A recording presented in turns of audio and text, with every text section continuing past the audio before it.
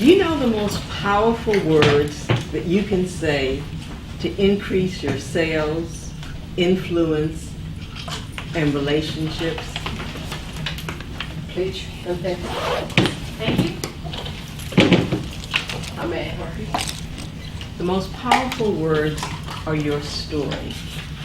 Before I get into the nuts and bolts of storytelling, I want to tell you a little bit about my core values and where they came from. There are two clues to my core values. One I'm wearing, and the other one you should have a copy of. Can anyone guess what the two clues are? If you can, raise your hand. Any guesses to what the two clues are? George.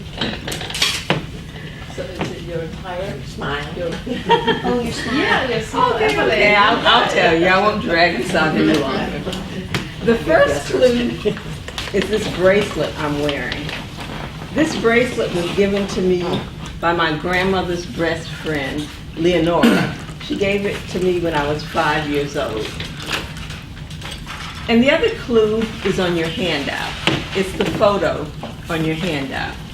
That is a picture I took in 2001 of a little tiny Caribbean island country called Nevis. It's south of Puerto Rico. It's about 7 miles long.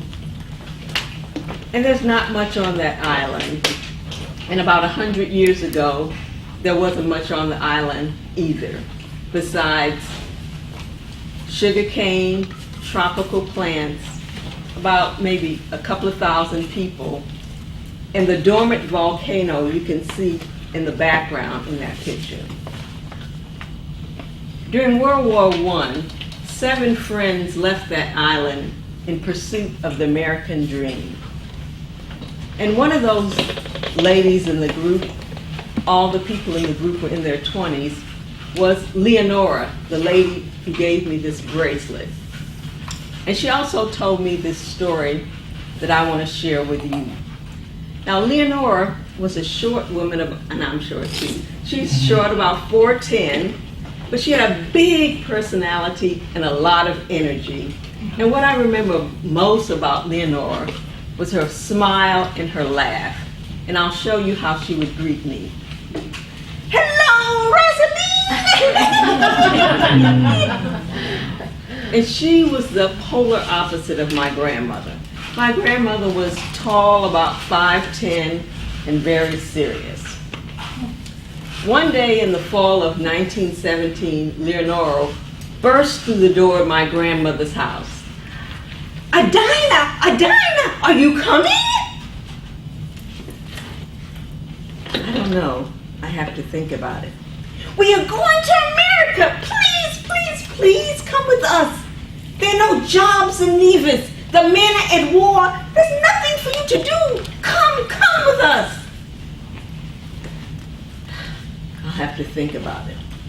Adina, don't think too long. The boat is leaving in 2 days. I'm so excited. I'm going to America. My grandmother was not as excited.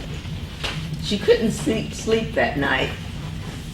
She tossed and turned because she was torn. She loved her family, but she was a seamstress, so she dreamed of going to New York and seeing Broadway and living the American dream. And the night before the boat left for Nevis, her father came to her room. He was a tall man. His name was Walter. He said, Adina, go. There's nothing for you in Nevis. Go. Make some money, send it back. That's how you help the family. Go. Papa, I'll only go if you really want me to. Adina, my love, make the family proud. Just go. My grandmother didn't get any sleep that night.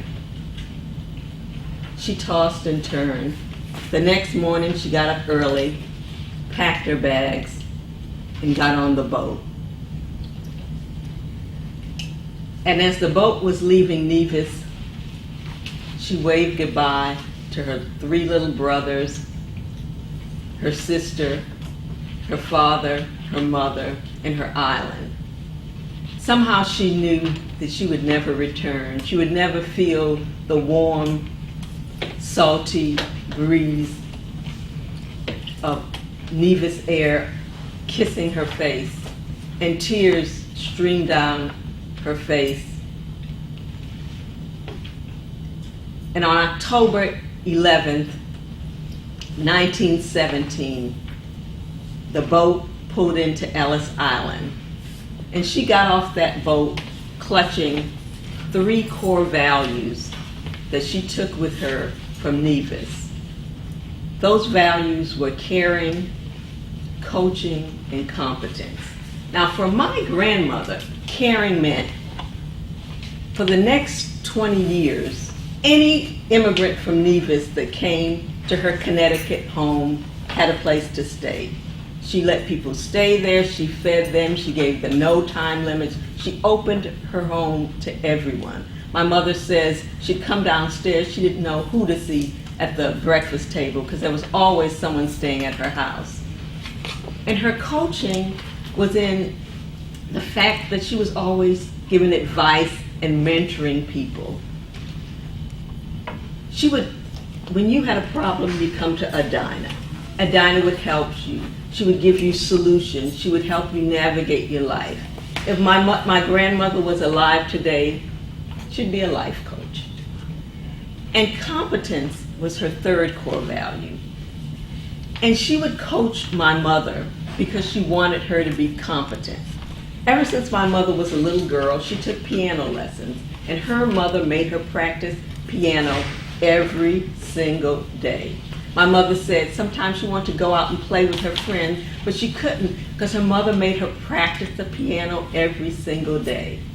My grandmother wanted my mother to be competent at the piano, and it paid off because my mother taught piano for 40 years on the college level, and she taught the neighborhood kids in our home. And my mother also taught me Adina's core values, which I use in my company today. As caring, I care for each one of my clients. I respect them and help them achieve their goals. Coaching, I coach them and I tell them, you don't have to be perfect, you just have to be present. And I want them to be confident and comfortable and competent when they speak before groups of people. Those are my core values. What core values do you have that you want to share with someone so they can connect with you and to get to know you better?